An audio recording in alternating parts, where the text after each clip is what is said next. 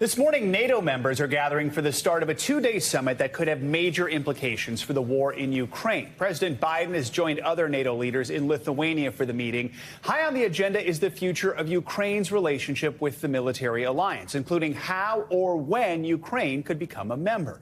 NATO Secretary General says he supports fast-tracking the membership. I'm confident that we will make strong and united decisions on Ukraine, both to sustain and step up our support. I'm also confident that on the membership issue, allies will reaffirm that Ukraine will become a member. NBC News correspondent Ali Arouzi joins us now from the Lithuanian capital. So, Ali, we know NATO's leader is pushing to fast-track Ukraine's NATO membership. Can we expect to see consensus on this issue from all NATO members? And what's the Biden administration saying about it?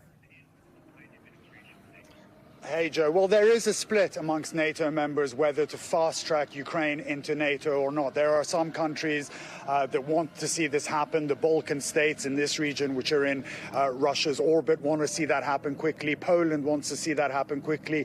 The UK wants to see that happen quickly. But the Biden administration wants some restrictions. They don't want this fast-track. They have some issues with Ukraine's democratization. Germany also agree with the U.S. on this issue. Now, President Biden met with Stoltenberg this morning. He praised him, saying that there was nobody more experienced to lead NATO. And he spoke about, that the language for putting Ukraine into NATO is all correct. But that's falling on deaf ears in Ukraine. Ukraine is very frustrated about this. They feel that this is a continuation of the 2008 Bucharest summit, where commitments were made, but Ukraine wasn't allowed in. And just this morning, President Zelensky tweeted out that it's absurd that Ukraine doesn't have a clear track to join NATO. So there is a clear divide amongst the countries. What is for sure is that they cannot join NATO while this conflict is ongoing, and Ukraine realizes that as well, because that will really broaden the conflict to include the United States and many European countries. So there's still a long way to go till there's proper consensus on a clear path for Ukraine to join NATO. Ali, one country that is set to become the next member of the alliance now is Sweden. That's after Turkey dropped its opposition following talks yesterday. How did they manage to break that impasse? Well, there's been a lot of wrangling behind the scenes to get Turkey to agree to let Sweden in. Finland was let in, but Sweden had a lot of other issues with Turkey. Turkey wanted some guarantees that the PKK would be put under pressure in Sweden. We've seen some elements of that happening.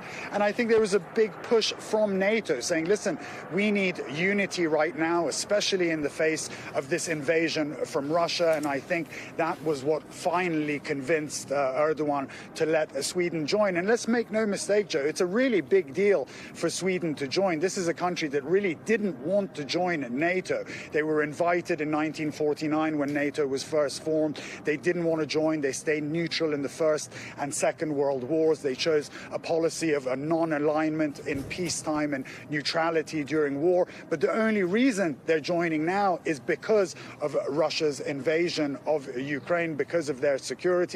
And President Biden welcomed the 32nd member of the NATO state. So this is a big deal for NATO. It strengthens NATO, and it further isolates Russia. Ali Arouzi in Lithuania. Ali, thank you so much.